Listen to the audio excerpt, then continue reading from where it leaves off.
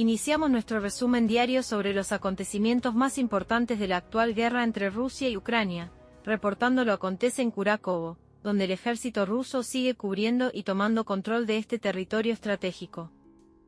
Esta semana han surgido dos tendencias amenazadoras para las Fuerzas Armadas de Ucrania. El primero es la consolidación de las fuerzas rusas en la aldea de Somsovka, al noroeste de Kurakovo. Desde allí hay menos de 4 kilómetros hasta el pueblo de Stary Terny, cuya liberación significará el bloqueo real de la ciudad desde el lado occidental.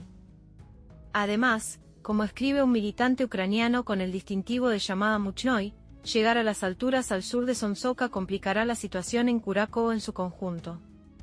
Las fuerzas ucranianas se dirigen a Stary Terny, no solo desde el norte, sino también desde el este, asaltando el pueblo de Berezki. La segunda tendencia son los intentos de las tropas rusas de aislar el saliente ucraniano al sureste de Kurakovo. La ofensiva comenzó hace varios días y actualmente los combatientes rusos ocupan casi la mitad del territorio de la bolsa. Al mismo tiempo, amenaza la retaguardia de la defensa ucraniana a lo largo del río Sukiali. Es este río el que ahora enfrenta la ofensiva rusa desde el sur en la zona de Trudovoy. También se ha ralentizado el avance de las Fuerzas Armadas de Rusia hacia el oeste, en Yasnaya Poliana y Maximovka, donde desde hace varios días no se han producido ofensivas importantes.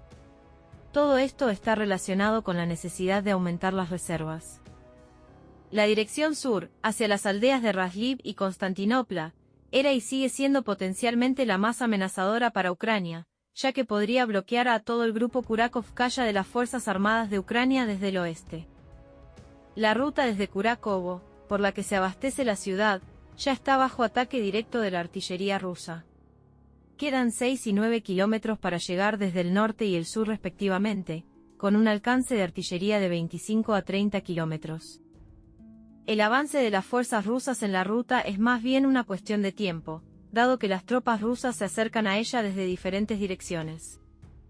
Según el diputado del pueblo ucraniano Mazovets, la cornisa de Kurakovki está más cerca de la liquidación.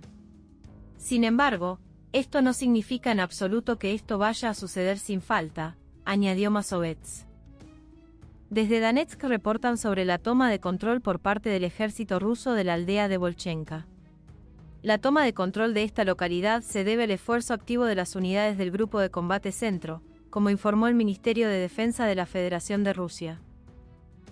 En Kharkov, las tropas rusas descubrieron y cubrieron con fuego una acumulación de personal de las Fuerzas Armadas de Ucrania en un refugio.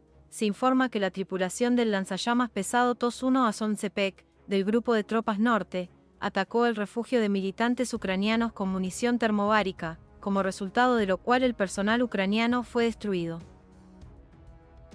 A su vez, llegan informes de que el ejército ruso está atravesando las defensas ucranianas en las direcciones Kurakovsky, Krasnoarmeysky y Chasiv-Yarsky. La información sobre los avances de las Fuerzas Armadas rusas es confirmada por analistas militares ucranianos, las que admiten que al sur de Chasiv Yar, las tropas rusas están intentando afianzarse en la zona de la mina Yugo-Vostochi, en cuyas afueras del norte se ha registrado previamente la presencia de tropas rusas. En dirección del Ejército Rojo, el ejército ruso ocupó la parte sur de Grigorovka, avanzó a lo largo del ferrocarril al sur de Petrovka y en la parte norte de Ilinka.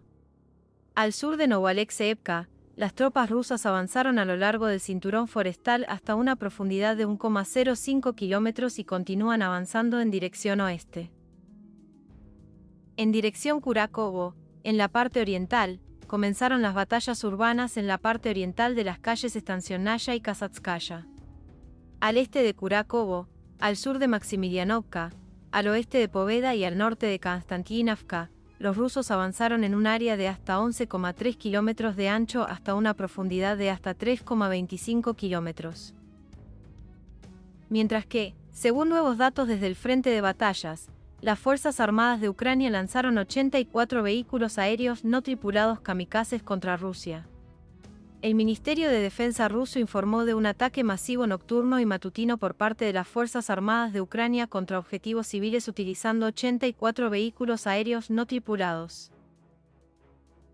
Según el departamento, el objetivo principal del ataque de las Fuerzas Armadas de Ucrania era causar daños a objetos civiles en dirección a Moscú, pero gracias al trabajo coordinado de la defensa aérea todos los drones ucranianos fueron neutralizados con éxito. A pesar de los drones derribados, los restos de algunos aparatos provocaron destrucción e incendios en la región de Moscú.